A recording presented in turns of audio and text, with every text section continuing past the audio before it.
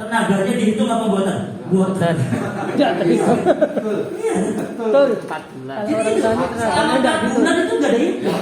Jadi selisih 3 juta itu belum ada apa-apa. Sehingga apa Pak? Salah satunya kita harus, saya katakan tadi, petani adalah penyumbang sosial terbesar di Indonesia. Iya, karena apa? Ayo kita rubah Pak. Mindset kita, orientasinya kita, perilaku kita harus dirubah. Petani berhak untuk kaya, petani berhak untuk muka kaji, petani berhak untuk punya rumah mewah, petani berhak punya kendaraan mobil dan sebagainya Pak. Caranya dari bagaimana? Ayo kita sama-sama kita diskusi pada kesempatan ini. Sehingga ketika kita nyaman dengan kondisi yang seperti ini, kita tidak ingin merubah diri kita sendiri. Usaha yang kita lakukan sampai kapanpun kita nasib kita seperti ini, Pak. Iya, iya. Betul apa bukan? Iya kan? Selalu begini. Iya kan? Istilahnya bahasanya orang Serang, ya. Out of the box, Pak, bukan ke the box, bukan. Keluar dari zona nyaman. Keluar dari kebiasaan kita yang kita lakukan. Yang biasa petani kita yang biasa lakukan seperti ini, ayo kita rubah Pak. Ya kan? Supaya apa? Kita ini berhak. Kita itu bukan hanya penyumbang sosial, tapi usaha yang kita lakukan, usaha pertanian yang kita tanami, yang kita jalankan, itu harus kita menghasilkan, menguntungkan supaya bisa mensejahterakan keluarga kita. Sedih Pak, saya karena saya orang anak petani. Begitu saya lihat seperti itu, waduh, luar biasa. Sehingga apa yang kita lakukan Pak, harus merubah diri kita sendiri. Caranya bagaimana Pak? Saya yakin ketika kita ingin merubah, tadi saya katakan out of the box, keluar dari zona nyaman kita, keluar dari kebiasaan yang kita lakukan, memang sangat susah Pak. Betul apa benar? Yang biasa kita lakukan itu mudah. Ya kan, nanam dengan cara seperti ini, ya kan, menentukan komoditas apa yang kita lakukan dengan cara seperti ini, itu mudah Pak. Tapi kita harus keluar kebiasaan yang seperti itu. Kalau kebiasaan panjenengan yang dilakukan dalam melakukan kegiatan usaha tani itu selalu merugikan bagi diri panjenengan, ayo kita rubah. Ketika kita ingin merubah sesuatu yang tidak biasa kita lakukan, itu berat memang. Tetapi tidak ada sesuatu yang tidak mustahil. Ya kan? Saya yakin keyakinan dan kekuatan Tuhan Yang Maha Esa, Allah Subhanahu wa taala itu bisa ngasih jalan keluarnya. Amin. Sehingga panjenengan ya, ketika ingin melakukan sebuah perubahan pada diri panjenengan, itu akan dampaknya apa yang kita lakukan akan kembali ke diri kita sendiri. Memang saya katakan kembali, merubah sesuatu yang tidak biasa itu sangat susah. Contohnya gini, ya. Saya tanya ke panjenengan Pak Bu, ya. Halo. Halo. Hai. Halo. Gajah besar atau kecil Pak? Besar. Gajah besar atau kecil? Besar. Semut kecil atau besar? Kecil. Nah, kalau saya katakan gajah kan besar Pak ya, gerakannya begini Pak. Ya. Kalau semut tadi apa? Kecil. Gerakannya seperti ini. Oke ya, bisa dipahami ya. Kalau saya tanya gajah, Bapak Ibu jawabnya besar gitu. Oke ya? Gajah Besar. semuanya tangannya. Gajah Besar. Gajah Besar. Gajah Besar. semut semut sudah bisa semua Pak ya? Betul ya? Itu sesuatu kebiasaan yang bisa kita lakukan. Saya rubah Pak. Saya rubah dengan sesuatu yang tidak biasa Bapak lakukan. Tadi niatnya kita untuk merubah diri kita sendiri ke arah yang lebih baik. Setuju Bapak? Setuju. Saya rubah gerakan gajah yang tadinya begini dirubah menjadi gerakan semut yang seperti ini. Ya, gerakan semut dirubah menjadi gerakan gajah dirubah menjadi gerakan semut. Yang dirubah apa Pak? Gerakannya saja. Saya ulangi, yang dirubah gerakannya saja. Sehingga gerakan gajah menjadi gerakan semut menjadi gerakan gajah. Sudah bisa dipahami buatan? Betul. Yakin? Betul Pak? Saya tes, saya ulangi sekali, saya bonus lagi. Tapi nanti kenyataannya kita buktikan nanti. Ya, gerakan gajah menjadi gerakan semut menjadi gerakan gajah. Yang dirubah gerakannya saja. Siap? Oke. Oke, saya tes. Yang dirubah tadi Pak ya, gerakannya saja. Semut. Gajah. Kecil. Ada yang salah enggak? Ada. Pak, yang dirubah apa tadi? Gerakannya saya dirubah kan? Kalau panjenengan bilang gajah kecil, semut besar, Begitu pulang dari latihan sini, gara-gara Pak Dedi nih, suami tercinta saya tidak bisa membedakan gajah besar atau kecil. Gajah besar atau kecil? Gajah besar atau kecil? Besar. Semut? Kecil. Jadi jangan diulangi. Tadi udah dibilang, paham. Betul. Yakin kan? Gajah kecil. Tapi gini, tahu. Gimana? Ini perlu penjenengan maknai sebagaimana ya, kayaknya merupakan bahasa saja atau bahasa filsafat ini. Penjenengan mohon dengan hormat untuk menjelaskan untuk menerjemahkan yang dibilang antara gajah dan semut. Oke, mungkin kan? Oke, lagi ya. Coba, gajah. Ayo, gajah. Besar. Semua ya, kan sudah diubah. Susah apa badan? Gajah. Besar. Semut. Kecil. Gajah. Besar. Semuanya Pak. Gajah. Besar. Kan diubah. Gini. Gajah. Gajah gini Pak. Ya kan, semut. Kecil. Gajah. Besar. Saya tanya, semut Pak. Ayo, gajah Pak. Ayo. Susah apa badan? Besar. Pak, gajah. Ayo. Besar. Gerakannya mana? Mas, semut.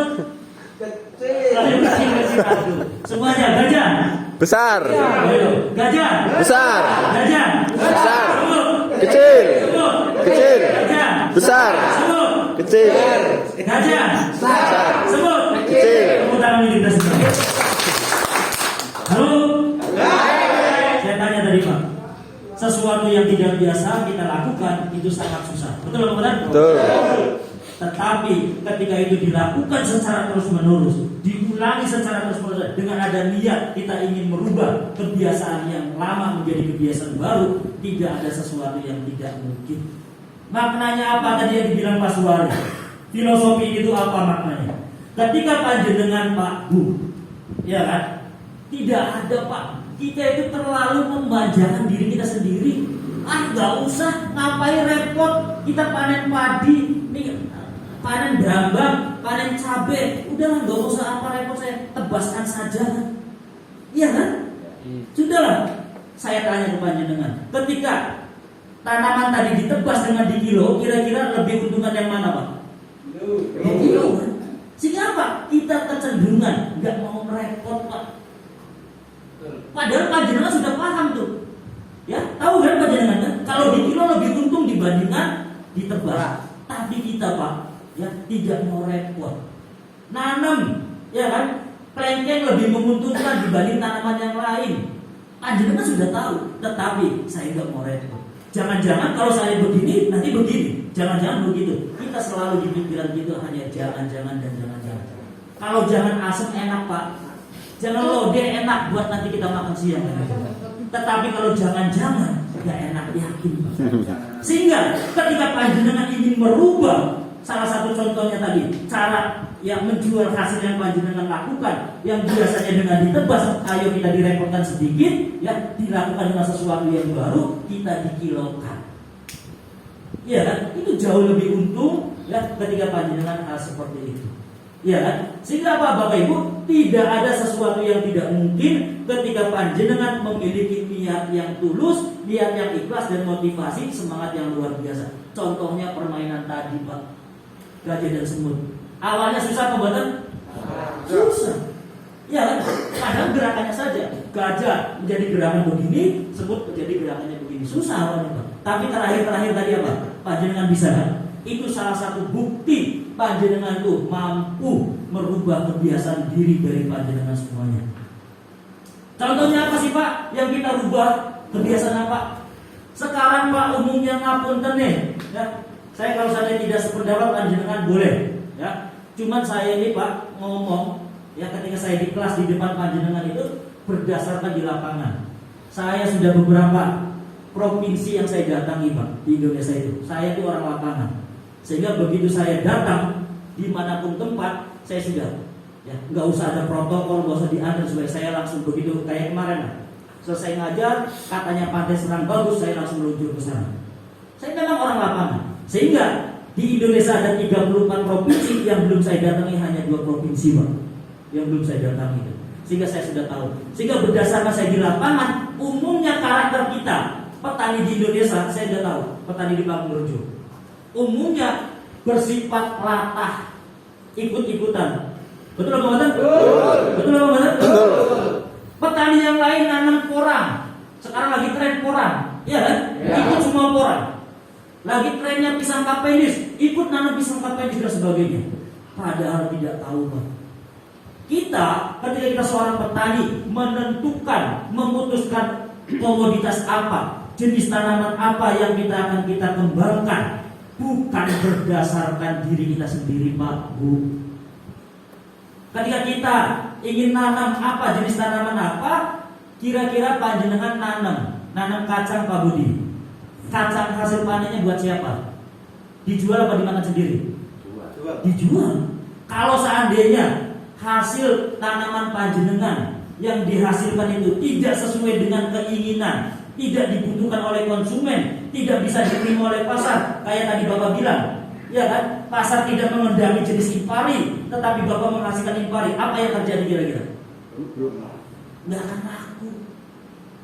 Pak, Bu, panjenengan tahu ya kopi Starbucks?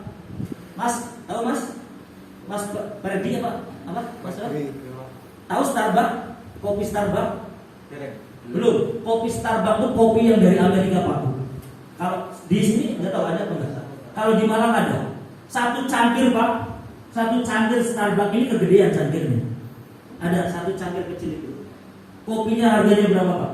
50 sampai 70 ribu. Saya pernah. Itu. Per kilonya. Bukan. Segelas. Segelas. Saya contoh. Saya cuma gini. Saya katakan gini saja. Ini contoh ya. Kalau seandainya kopi Starbucks paling enak kopi di dunia, paling enak nomor 1 di dunia ya, betul ya? Kalau saya, Bapak dari mana, Pak?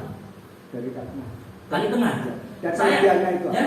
kelebihannya daripada kopi lokal. Oke, jadi kalau seandainya contoh saja Starbucks itu kopi yang paling enak sedunia, ya, dijual di Kali Tengah. Satu kopi tadi harganya yang saya pengalaman itu 50 sampai 70 ribu satu gelas, satu sloki kecil, Pak. Itu kan. Kalau seandainya kopi Starbucks paling enak dijual di Kali Tengah dengan harga 50 ribu, kira-kira laku apa buatan? Laku buatan? Karena apa? Pasarnya tidak sesuai, Pak. Iya kan? Kalau dijual di Blitar, di kota mungkin saja bisa laku. Sama usaha yang kita lakukan begitu, Pak. Kalau pasarnya mintanya bukan jenis impari, ngapain kita tanam impari? Kalau pasarnya pengennya harganya yang kisaran harga yang murah, jenis besarnya seperti ini, kualitasnya seperti apa, berarti kita mengikuti loh. Karena apa yang kita hasilkan, ya tergantung permintaan dari konsumennya. Jangan kita pokoknya kita seperti ini, tanahku, duitku, iya kan, karang-karangku dong. Terserah saya mau apain kan. Tetapi ketika nanti harga tidak, barang yang dihasilkan tidak laku, ya jangan. Pek-pekan bebek. Iya, itu yang terjadi, Pak. Sehingga apa yang perlu kita lakukan ketika petani tidak rugi, Pak? Budaya yang tadi ikut-ikutan, yang budaya tadi latah, ayo kita rubah, Pak. Pak Budi nanam kacang tanah, Pak Suwari pun nggak mau kalah. Saya ikut juga nanam kacang tanah, padahal belum tahu. Kenapa harus dilakukan seperti itu? Tadi saya contoh Starbucks. Di mana tempat yang kita usaha akan menentukan. Sehingga apa yang perlu kita lakukan untuk panjenengan, Pak, ketika memutuskan apakah kita akan menanam klengkeng, ya, mau usaha budidaya klengkeng, pasarnya harus tahu dulu, Pak, Bu. Jangan kita memutuskan segala sesuatu, ya, berdasarkan keinginan kita. Ya sudah, wong tanah-tanahku kok, ya duit-duitku mau kita serah, ya kan? Enggak. Karena apa?